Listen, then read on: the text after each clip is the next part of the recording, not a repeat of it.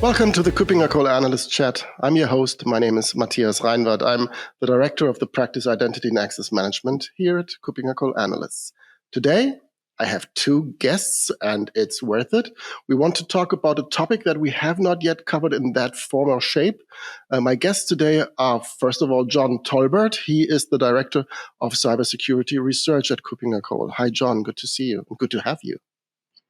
Hi, Matthias. Good to be back again. Great to have you. And for the first time, we have Osman Celik. He is a research analyst with KuppingerCole, working together, obviously, with John. Hi, Osman. Hi, Matthias. It's nice to see you for the first time here. Yeah, absolutely. And we want to start with a topic which is, again, yet another new acronym. It's ASM. We want to talk about attack surface management. First of all, for the listeners that hear that for the first time, and not too long ago I was hearing that for the first time as well, can you give us a brief overview of what is attack surface management and why it's so critical within today's cybersecurity? Sure. Attack surface management is primarily a cloud-delivered service. It is designed to help customer organizations find weaknesses in their infrastructure. It can start with looking for assets, finding vulnerabilities or pulling in vulnerability information, business context information, and then helping them prioritize the risks so that they can remediate them.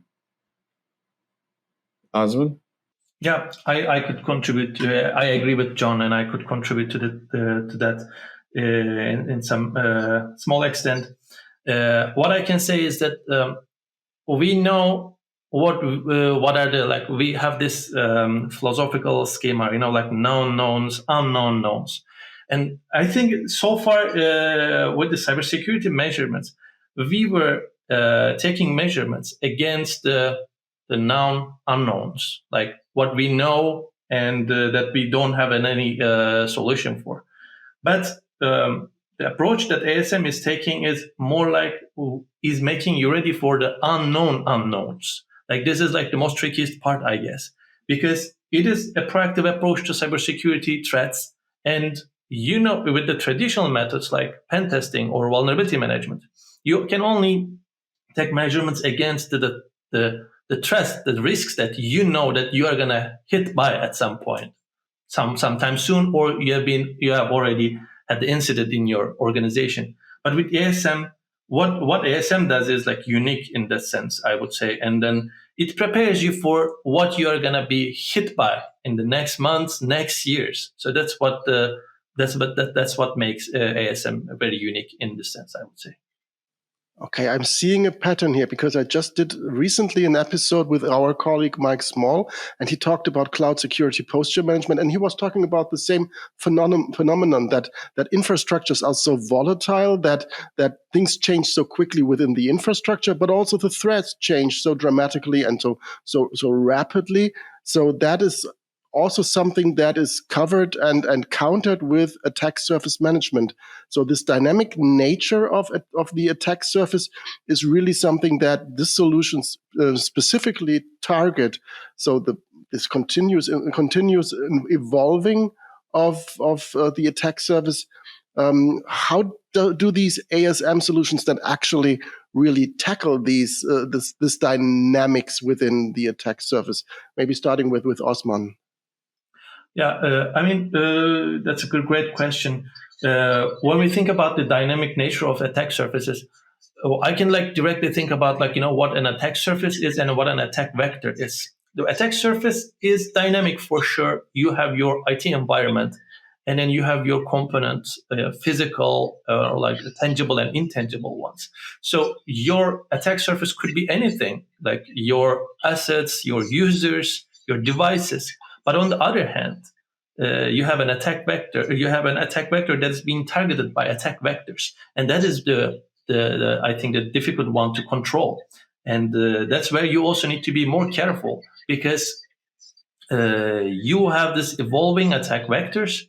In the past we had only one small very easy to detect phishing email. Now they are getting so complicated. Just think about it. And now I can list off 20 different attack vectors that can an attack surface management solution should address, and the number is growing. And we were trying to detect how many attack vectors actually we can highlight for a solution. And then actually at the end we were like, okay, this is a lot of attack vector that we need to address, a solution need to address. And at the end we come to a consensus that, okay, we should just probably see what each vendor is doing differently. And that's what actually is part of that's also part of the dynamic nature, because I think everyone is just, every vendor is entitled to what they are coming across in this dynamic environment, I would say. Right. Anything to add from your side, John? Yeah, there's many organizations, I think, sort of struggle with keeping an eye on all the, especially public-facing assets that they have. There are test environments. There's use of shadow IT where, maybe people outside of your IT department go out and provision cloud services, SaaS services, and you may, as an IT department, not know about that. And then there are other cases, we call it typo squatting, where a bad guy will go out and, register a domain that's very, very similar to your domain and try to redirect traffic there. That can be used to send out phishing emails, and certainly you don't want your organization to look like it's responsible for being part of phishing or business email compromise. So there's a whole lot of things that can go on that are sort of outside of what most IT security organizations might necessarily easily be aware of. So attack surface management can help find those things that are going on that you may be unaware of. And I think we should mention that there's two major kinds of attack surface management. There's external attack surface management, which is all about looking at the outside, all the web-facing things that an organization might have out there. And then there's cyber asset attack surface management, which is more of an internal view. Those generally link to other asset management or configuration management databases, unified endpoint management, mobile device management, and those kinds of systems to pull in information about known assets, but then add a layer of analytics on top of that to be able to determine whether or not they have different kinds of vulnerabilities or if they're misconfigured. I can maybe add a couple of things to what John just said. Yes, John is right about the attack vectors also. And the thing that we should never forget that the cyber criminals are using different techniques and tactics every year. And then their methods are also evolving. And then attack surface management is an ongoing process. I think that this is something that I provision that we will see more often in the upcoming years, because the trends are changing very frequently. So we need to have a proactive approach. The second thing about what John said, this two separate ASMs. In the beginning of our research, we wanted to see if we can actually unify this as a single approach, as only ASM, attack surface management. But it was rather a difficult one. As John said, different vendors approach to attack surface management differently, like from external side and an internal side, as he highlighted. But one thing to note, I think that some vendors will try to seek out a way to see if they can unify these two approaches under one name, attack surface management. I think the time will show us if it's going to happen or not. Right, and John mentioned that there is shadow IT, there's IT you just don't even know of, and that is constantly changing, and the same company will look differently to the outside and from the inside 2 weeks from now as it does today. So how do these systems deal with this changing environments, with these devices showing up and being removed, with virtual machines fired up and then again just closed down or retired? So how do these solutions deal with this, with these assets that are changing over time? I've read through the document. I've at least quickly skimmed through it, and I found the term asset discovery. So really understanding what is actually to be protected, and this is actually the first step. So can you maybe dig a bit deeper into the importance of asset discovery and how this is executed in these attack surface management systems? Sure. Well, the way most of the external attack surface management solutions work is when you sign up for the service, you go in and put in your domain name, and some of them will just kind of take it from there. So they'll look at the registration, they'll look at ASNs, they'll look at any and all associated IPs. They will try to generate permutations of those domain names to look for typo squatting. And then from there, they will gather information about each found subdomain, IP address, certificate that's associated, or application, even credentials, everything that can be found on the open web. Some of them also engage in dark web monitoring, and we can talk more about that in a minute. But that's kind of how they get started from the external ASM perspective. On the cyber asset ASM perspective, like I said, they're mostly drawing from other configuration management or UEM kinds of databases. And then how do they keep up with it? It's scan, scan, scan. It's not that you can just do a scan like this once or twice a year. Most of these solutions will allow for fairly regular scanning, maintaining a database, and then alerting when something's new and different. Because if you don't do that, you wind up sort of like doing just periodic vulnerability management or periodic pen testing. And as we know, that isn't particularly effective anymore. Osman?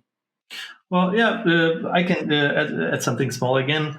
I think that we are trying to take measures against cyber criminals, and they are mostly after your critical assets or your sensitive information, and we can all find them in our physical or digital attack surface. And then they are spread, and we don't know sometimes where they are, and if sometimes we don't know that we have that specific asset. So attack surface management is trying to automate this and trying to make this identification of assets in a continuous way. And then, well, what is now better than an automated system now? I think automation is getting everywhere. And asset discovery, once you automate it and once you do it continuously, you're definitely one step ahead of the vulnerability management and the pen testing solutions. So this is what makes ASM a unique solution. Right. So now that we know what the assets are, we know what the threats are, we know that there is a high volume of assets and threats. How do these systems deal with this large number of assets and threats? Are they all treated the same, or is there prioritization? Is there a risk-based approach? I'm always asking that question when it comes to mitigating risk. Is there a top-down approach? And where does this information come from? What is high risk? What is of high importance? How does prioritization work in these ASM systems? Maybe starting with Osman. Yeah, sure. Depending on the solutions, for example, we have come across with different numbers. Speaking of number of assets, for example, some vendors were telling us that they are able to manage 500K assets. This is like something really low. And some vendors were like managing over 500 million assets. Like that was like huge. And like the average number was around like 10 to 100 million assets for especially big vendors. So that's a lot of assets. And when you think about like some conglomerates or some international companies, organizations, you definitely need to prioritize something, and you definitely need to eliminate false positives. And the prioritization comes into play here. And you need to know what is relevant to your market, what is relevant to your organization, and what is the most threatening, what is the most risky thing to take measures against. So attack surface management contextualized what are the threats and what are the risks for your organization or for your company. And then from there on, you can start fixing the problems one by one.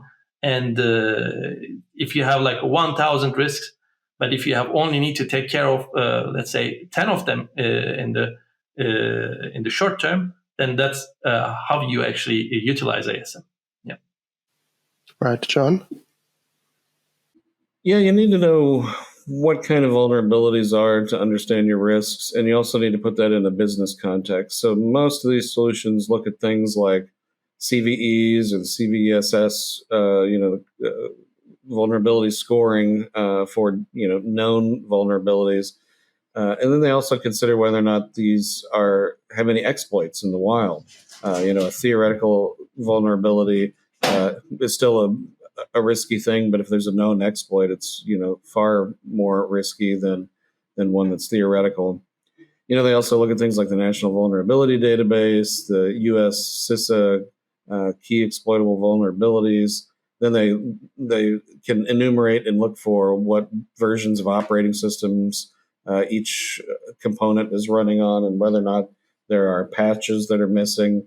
They can look for misconfigurations or if controls are not in place. And some even go to the level of whether or not there have been over-provisioned entitlements associated with that or credentials.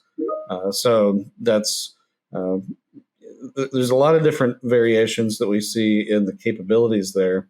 But lastly, I'll add here, the business context piece, kind of alluding to what Osman was talking about. You may have 1,000 vulnerabilities, but a good attack surface management system can tell you which of the ones that you really need to focus on right now, which are the ones that if they were compromised would cause you the most damage. And I think that element of prioritization is what can make these extremely valuable tools. Yeah, and just one thing to add to what John said. When it comes to risk scoring, I've noticed that most of the vendors are doing a good job. And I could say there are two kinds of methods for this. Some of them are just extracting the data from, like they just use the CVSS score, for example, and they just, okay, this is something critical because this has been highlighted as critical. So you need to know. But some vendors actually consider the market you are in, the industry you are in, and kind of customize that risk score and also prioritize it depending on your needs. This is what I prefer, of course. And as I said, like they just let you know, like if this is relevant to you or not, like with raising red flag or just saying, okay, this is a medium threat, or they can also use some numerics like, this is like 50 out of 100. They all lead to the same logic. But yeah, at the end, there are two logics, and I think they're both fine. Yeah. Right. And I think the information that relies on, and this is a perfect segue for me to get back to something that John already hinted at, and I'm really interested in that. I hope the audience as well. That is these emerging trends. And you've mentioned dark web monitoring. That, of course, sounds interesting. That is the darker side of cybersecurity and looking over the fence on how the bad people are doing it. But also just thinking of new architectures, hybrid architectures like cloud and IoT. How do these trends, how are they covered in ASM tools? And especially, can you dig a bit deeper into this dark web monitoring, of course? Sure. Well, yeah, you've kind of hit on some of the major trends that I think we see so far. EASM especially is really, really taking off. Every organization that has any web-facing property really should be considering this strongly at this point. The feature sets, we've kind of talked about a lot of the different features that are sort of spread out across all the vendor products. Not all the vendor products have all these features. It's still kind of an emerging field. I think we're going to see standardization in the feature set in the not too distant future. Brand protection, sometimes called digital risk management, will become even more important. Looking for things that may impact your brand. That can be tied to dark web monitoring if there are mentions of your company on the dark web if there are leaked credentials or leaked intellectual property. That's part of what dark web monitoring does. And those things, I think, will also sort of rise as important features in EASM as well. And kind of going back to what Osman said, I think that eventually we'll see sort of a unification between cyber asset and external attack surface management. I think both are very valuable, but in the long run, most organizations are going to want to be able to get these kinds of features out of the same product. Nobody really wants to buy and manage two different products. That's two different contracts, increased cost and whatnot. So those are some of the trends that I think we see right now. Osman, anything else to add? I totally agree. Yeah, like deep web monitoring, or the brand protection, brand intel is one of the reasons why I also think that there will be a unified solution sometime soon. And when we think about the attack surface, the surface level internet, because it's not only the deep web, but there are like some repositories like GitHub or like Pastebin websites that most people ignore. Some ASM solutions started to do some scannings of those websites, monitoring of those sites on top of dark web, which is like has no ending, as we know. And that's also something more emerging, I would say. And on top of that, I could say that one of the most interesting thing I've seen in this market, that some vendors started to also automate their remediation processes. And this was something very interesting to see for me. And just automating a remediation process without a human involvement, without the expert involvement, was very interesting. And this is one of the trends that I think we will see in the most ASM vendors in the upcoming years. Some vendors are already doing a very good job in this market. Maybe John can say something about this too.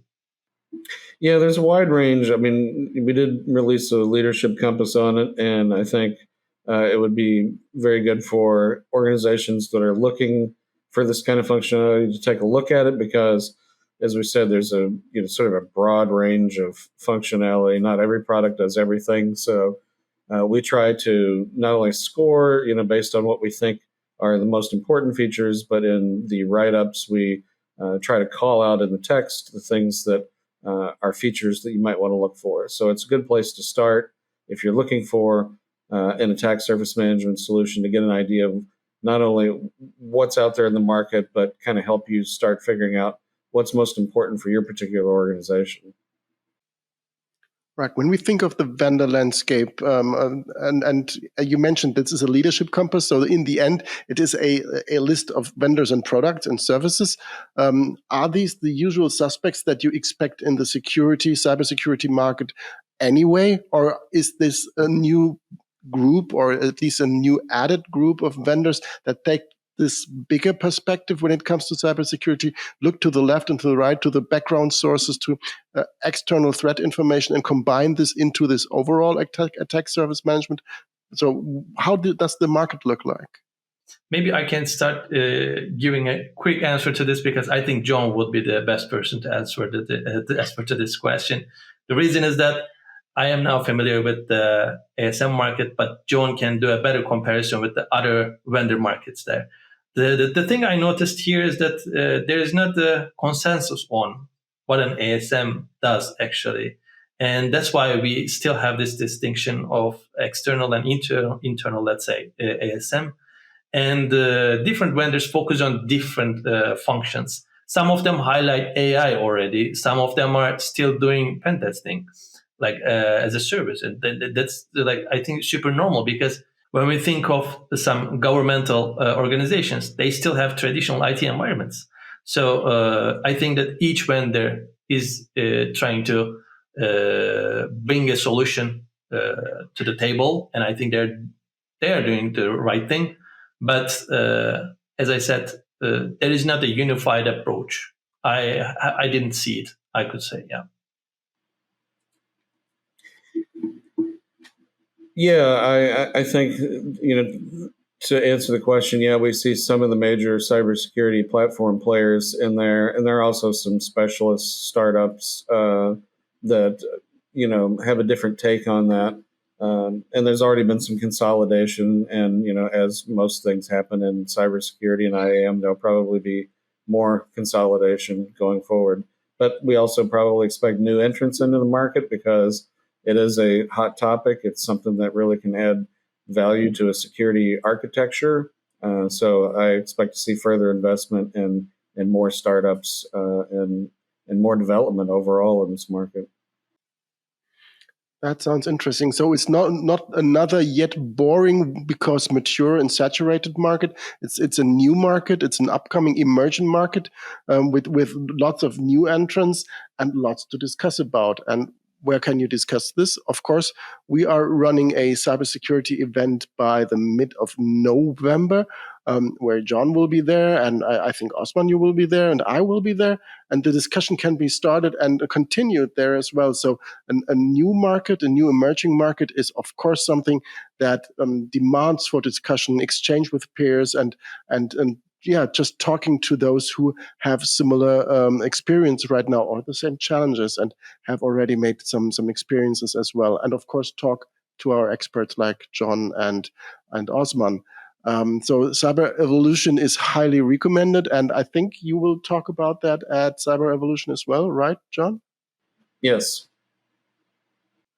Sounds good. Quick answer and good answer, because that's, if somebody's interested more in this topic of ASM, you can go to the KuppingerCole.com website and just pick up the Leadership Compass on Attack Surface Management by Osman and John. They can leave a comment, leave a question below this video on YouTube, or reach out to Osman, John, or me via the usual channels. The mail addresses are easy to find on our website, and we will answer, promised. And if you want to really lead an in-person discussion with John, with Osman, with me, and maybe users already of these solutions, come to Cyber Evolution in Frankfurt in the middle of November and join the discussion. For the time being, John, Osman, thank you very much for being my guests today. Any final words you want to add when it comes to ASM and what you're expecting for the future? Maybe starting with Osman? Yeah, sure. I think, as you said, the attack surface and attack vectors are pretty dynamic nowadays, and the cyber criminals are changing their tactics and methods every year. So we need to have a proactive solution in place in our organizations, and I think that ASM could be that solution that everyone is looking for, that unified solution.